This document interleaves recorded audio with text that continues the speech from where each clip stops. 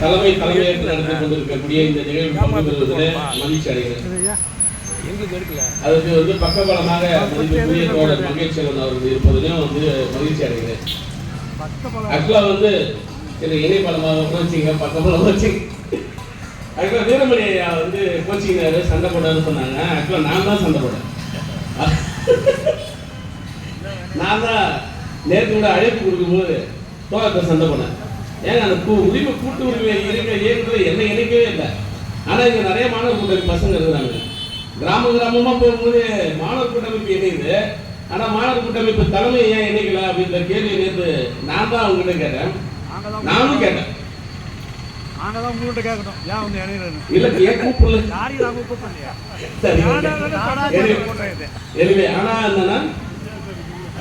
பாவாணன் தோழருடைய ஒரு வீரியமான போராட்டங்கள்ல பங்கு பெற்றவன் என்ற அடிப்படையில் புதுச்சேரி மாநிலத்தில் 2015ஆம் ஆண்டுல சிபிஎஸ்இ பாடத்திட்டம் கொண்டு வரப்பட்ட போது அன்னைக்கு அவரோடு பக்கபலமா மாணவர் கூட்டமைப்பு தோளோடு தோழான் இருந்தாங்க.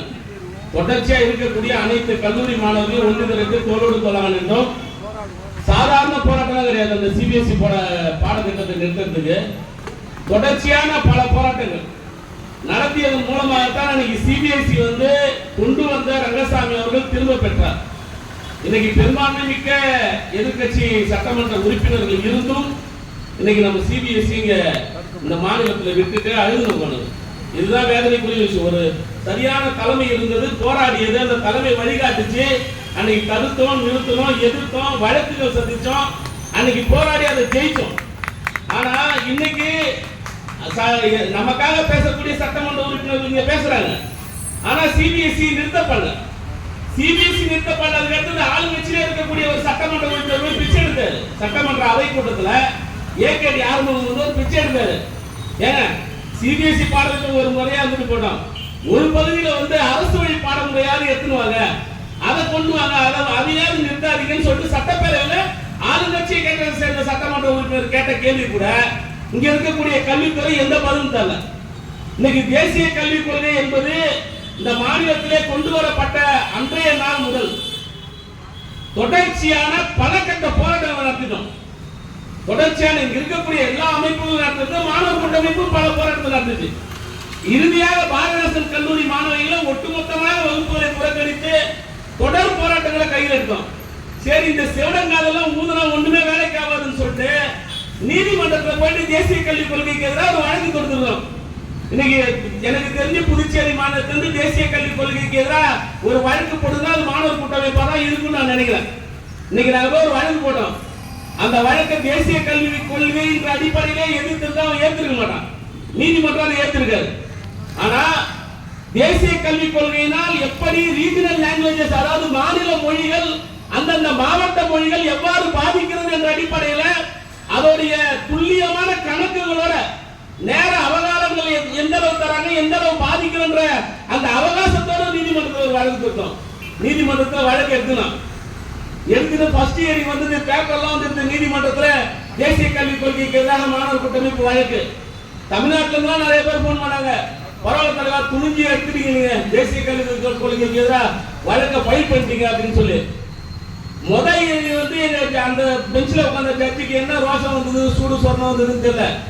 வேகமா என்ன பண்ணாங்க, இது எப்படி நீங்க 24 மணி நேரம் படித்த ஒரு செமஸ்டர் தமிழ் பாடத்தை, ஒரு மாநில மொழி பாடத்தை ஒருத்தவன் 4 மணி நேரம் தான் படிக்கிறானா, அவனுக்கு எப்படி இந்த தமிழ் மொழி முழுமையா போய் சேரும்? இதுதான் அந்த சரத்துடைய மெயினான கேள்வி. எப்படி போய் சேரும் அப்படின்றத அதிகாரப்பூர்வமா கேட்டார். கேட்டு பல்கலைக்கழகம் உடனடியாக பதிலளிக்க வேண்டும் சொன்னாங்க. இன்னைய வரைக்கும் பதிலளிக்கிறான். நானும் ஒவ்வொரு இயரிங்கு போறேன். இங்க இருந்து ஒரு 5000 செலவு பண்ணிட்டு போறது கோர்ட்டுக்கு. ஒவ்வொரு இயரிங்கு போறேன். தோ முடிஞ்சிடும். இன்னைக்கு ஏதாவது 6000 பதில் வந்துடும் பார்த்தாங்க. இங்க இருக்கிற கவர்மெண்ட் ஜிபி போய் அழகாக நிறுத்திட்டு வந்துட்டே இருப்பாங்க. அரசாங்கம் செய்யறது அவ்வளவுதான். இந்த மாநிலத்தில் இருக்கக்கூடிய மாண்புமிகு முதலமைச்சர் அவர்கள் சிபிஎஸ்இ பெரிய சாதனை படிப்பு மாதிரி. நான் சிபிஎஸ்இ படிச்ச அனாதை. நான் சிபிஎஸ்இ ஸ்கூல்ல படிச்சவன். நவோதயா பள்ளியில் முதல் மதிப்பெண்ணிலே தேர்ச்சி பெற்ற முதல் மாணவன் புதுச்சேரியில. முதல் மாணவன். பெத்திச்செட்டிப்பட்டி பள்ளிக்கூடத்தில் படிக்கும் போது அந்த அரசு பள்ளியிலிருந்து தேர்வு செய்யப்பட்ட முதல் மாணவன். இன்னைக்கு கூட எங்க அப்பா அந்த பத்திரிகையில வந்த போட்டோ எடுத்து அடிக்கடி எழுதுவது. என்னுடைய நண்பர் என் கூட படிச்ச மதிப்பிற்குரிய அருமை நண்பர் ஃபாரூக் அப்துல்லா சிபிஎஸ்இ படிச்சவர். அவர் ஆனா தமிழ் பாடத்தை எடுத்தாரு. நான் தலையெழுத்து ஹிந்தி பாடத்தை எடுத்துட்டு வச்சேன். சயின்ஸ் சோசியல் சயின்ஸ் எல்லாம் ஹிந்தி, எல்லாம் ஹிந்தி. ஒரு கட்டத்துக்கு மேல என்ன கூட்டு வந்து தெருவில் விட்டா எனக்கு உலகமே தெரியாது. இன்னைக்கு இங்க இருக்கக்கூடிய இயக்கங்களோடு சேர்ந்து நானா தன்னார்வமாக தமிழ் கத்துனேன்.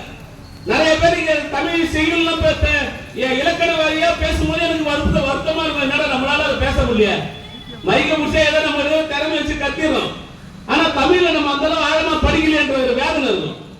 ஒண்ணுல காவல் நிலையத்துல போயிட்டு உட்காந்தா ஒரு புகாரை எழுதி கொடுத்தா நான் டிக்டேட் பண்றேன், நீ எழுதிடுவேன்.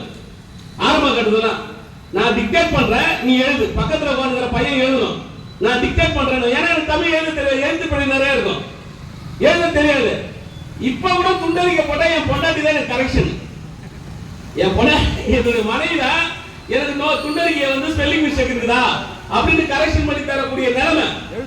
எதனால நான் இதை சொல்லணும்? எழுத்து பிழை. ஆமா, எழுத்து பிழை. ஆசான்கள் சொல்லி கொடுத்தா கருத்து எழுத்து பிழைகள். ஆமா, இந்த நிலைமை எதுக்காக நான் சொல்றேன்னா, தாய்மொழி என்பதுடைய அவசியத்தை இருக்கக்கூடியவர்கள் புரிஞ்சுக்கணும். எந்த ஒரு நிகழ்வையும் எந்த ஒரு விஷயத்தையும் தாய்மொழியால் சொல்லும் போது அதை புரிஞ்சு. இப்ப நான் வந்து பாயும் பெஹனோம் ஆப்லோ கைசா ஹே மே அச்சா ஹூ அப்படின்னு சொல்லிட்டு ஹிந்தில பேசுறேங்கிறது யாருக்கா புரியுமா? இன்னும் 10 நிமிஷம் எல்லாம் ஏஞ்சி போடுவீங்க. அப்ப தாய்மொழி அறிவோடு ஆராய்ந்து ஒரு விஷயத்தை பேசும்போது அது மக்கள் மத்தியில போய் சேரும், மக்களுடைய கருத்தா மாறும். ஒரு அறிவியலா இருக்கட்டும், கணக்கா இருக்கட்டும், எந்த ஒரு பாடமாக இருந்தாலும் அந்த தாய்மொழி வாயில படிக்கும் போது மண்டல ஏறும். ஒரு ஆசான் வந்து ஒரு ஆசிரியர் வந்து ஒரு பாடத்தை சொல்லி தரும்போது அறிவியல் பாடத்துல குடுவன்னு சொல்லி கொடுத்தானா நம்ம வீட்டுல குடுவன்னு சொல்லியிருப்பான். அதனால அந்த குடுவையோட ஞாபகம் இருக்கும். நீ போயிட்டு சிபிஎஸ்இ போய் ஹிந்தியில படிச்சா இல்ல நாங்க எல்லாருக்கும் வந்து தமிழ் பாடத்தை வந்து கட்டாய பாடமா நாங்க வந்து இறுதி வரைக்கும் கொடுத்துருக்கோம், அவங்க விருப்ப பாடமா நாங்க படிச்சுக்கணும் தான் சொல்றோம். நீ யாரா எங்களுக்கு பிச்சை போறதுன்னு கேட்கிறோம். நீ யார் எங்களுக்கு பிச்சை போறதுக்கு? என்னோட மொழியை என்னுடைய தாய்மொழியை நீ எனக்கு பிச்சை போறதுக்கு நீ யார்? இன்னைக்கு இருக்கக்கூடிய மாண்புமிகு கல்வி அமைச்சரை கேட்கிறேன், கல்லூரிகளுக்கு எங்களோட வா. எவனுக்காவது தமிழோட நீ ஒரு டிக்டேட் பண்ணு. இருக்கக்கூடிய கல்லூரி மாணவனை எழுத சொல்லி அதுல பிழை இல்லாமல் அதிகபட்சம் 100ல ஒரு 50 பேர் தேர்வு பண்ணி காட்டு பார்ப்போம். 50 பேர் தேர்வு பண்ணி காட்டு.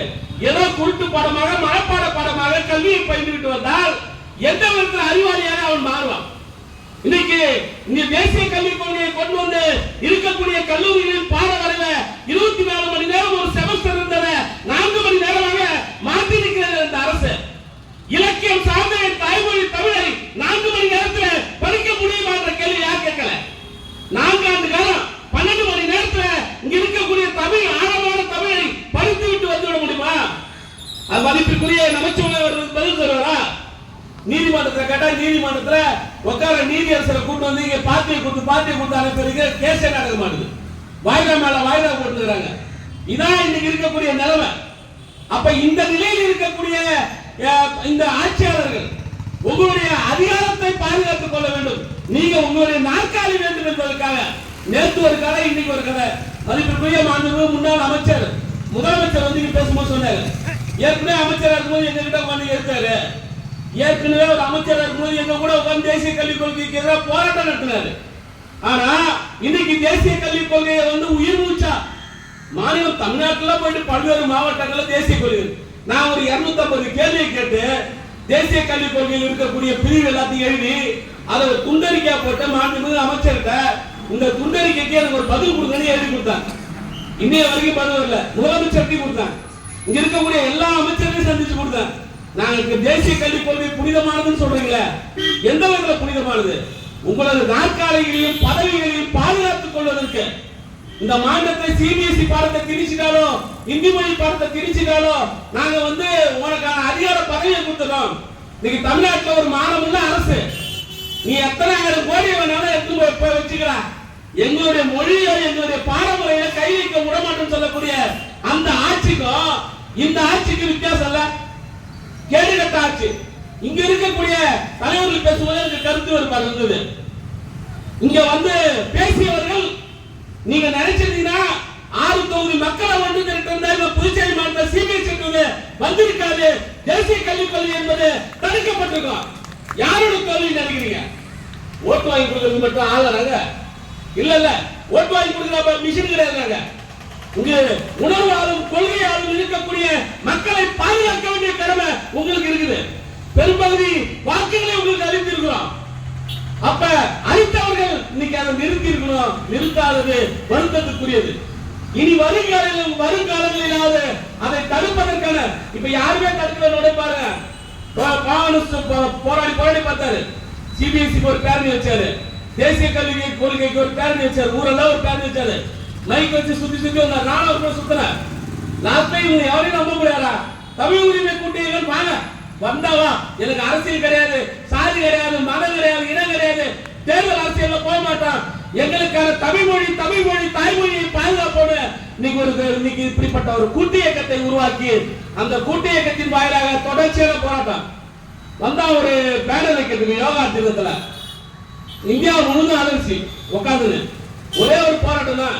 திடீர்னு இருக்கிற சேட்டலைட் சேனல்ல இருந்து எல்லா சேனல்லையும் இருக்கக்கூடிய புதுச்சேரி மாநிலத்தில் பேனர்கள் கிழிக்கப்படுது, மை அடிக்கப்படுது. அச்சுறுத்தினால்தான் நீங்கள் அச்சப்படுகிறீர்கள் என்றால் உங்களை எங்கள் தாய்மொழியை பாதுகாக்க தொடர்ச்சியாக அச்சுறுத்திக் கொண்டே இருப்போம் என்பதை கூறி வாய்ப்பளித்த தோழர்களுக்கு நன்றி கூறி விடைபெற்றுக் கொள்கிறேன். நன்றி, வணக்கம்.